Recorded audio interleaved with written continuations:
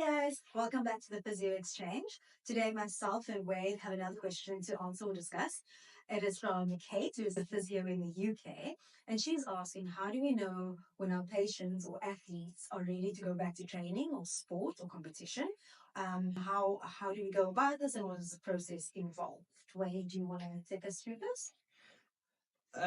So depending on what we see, is it a conservative approach?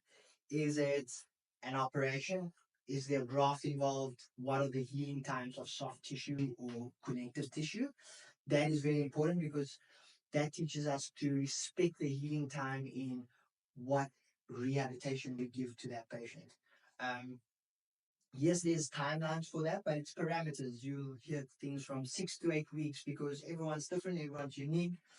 And that is sometimes my problem with protocols that we have, that it's time based. So, for example, with an ACL, at 12 weeks, it says straight line running.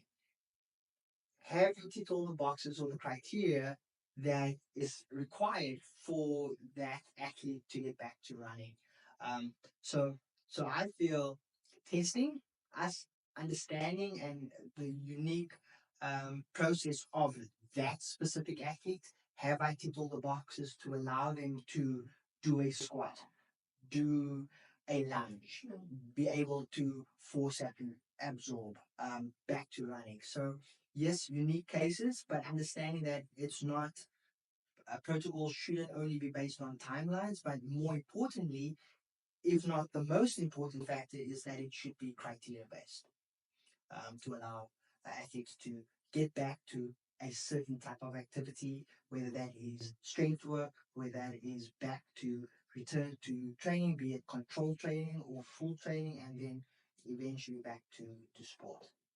And I think also when someone comes into the practice, they usually say, I can't do this, I can't do that, I'm struggling to do this, I can't move in the full range of movement.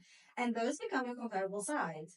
So if the patient is complaining about something and with treatment that's getting better, at the end you always go back to your comparable sides. Like, can we perform all of these movements, activities, and is the strength adequate enough to carry out your sport or your activity? A lot of the times I actually get patients coming in who's struggling to walk, for example, due to an injury. The first question they ask is, can I go run?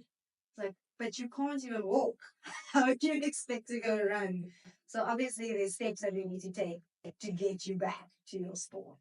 And touching back on that is such an important process, that you and the athlete or you and the patient forms a team, and that there's buy-in, understanding that this is the process, this is what we require to get you back to sport.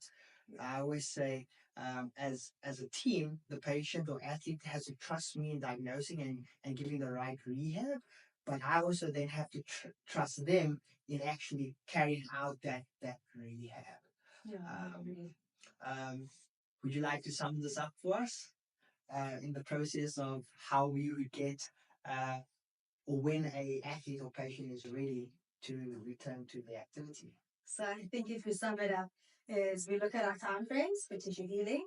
You look at each patient or athlete as an individual, and if they are able to carry out what they need to do in each specific phase to move on to the next phase, and look at the comparable signs. Are they able to clear one thing? Are they able to perform an activity without pain, through full strength, through full range of movement, and from there you can take it further, and then start doing sport-specific movements and testing and getting back to activity and sport.